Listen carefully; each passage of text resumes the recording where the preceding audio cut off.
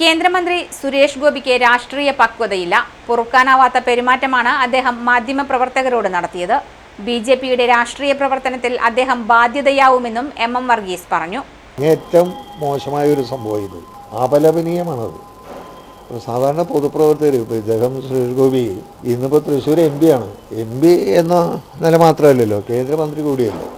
അപ്പോൾ ഒരു പൊതുപ്രവർത്തകൻ എന്നുള്ള നിലയ്ക്ക്, പ്രത്യേകിച്ച് ഒരു ജനപ്രതിനിധി എന്ന നിലയിൽ എല്ലാവരോടും മാന്യമായി പെരുമാറേണ്ട ഒരു ബാധ്യത ഏറ്റവും ചുരുങ്ങിയത് ആ നിലയിലെങ്കിലും ആ ഒരു അന്തസ്സ് കാണിക്കേണ്ടതല്ല. അത് കാണിച്ചിട്ടില്ല. മോശമായ പെരുമാറ്റം അത് ഒരിക്കലും ശരിയായ ഒരു കാര്യമല്ല.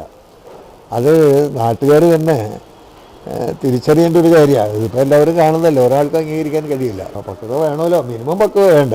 ഇതെന്തൊക്കെയാണ് ഷോ ഇല്ലേ? ഇത് സിനിമയിലൊക്കെ അഭിനയിക്കുന്ന മാതിരിയുള്ള ഏർപ്പാടുകളൊക്കെ എന്താ ചെയ്യാം, വേറെ ഇപ്പോൾ നിവൃത്തിയൊന്നുമില്ലല്ലോ.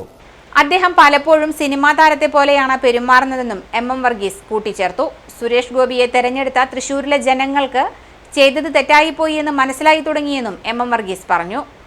ഹേമ കമ്മിറ്റി റിപ്പോർട്ടിന്റെ അടിസ്ഥാനത്തിൽ മുകേഷിന്റെ വിഷയത്തിൽ പ്രതികരിക്കാൻ ആവശ്യപ്പെട്ട് രാമനിലയത്തിൽ മാധ്യമപ്രവർത്തകർ സമീപിച്ചപ്പോഴാണ് അവർക്ക് നേരെ തട്ടിക്കയറിയത്. ഈ സംഭവത്തിലാണ് CPM തൃശൂർ ജില്ലാ സെക്രട്ടറി എം വർഗീസിന്റെ പ്രതികരണം.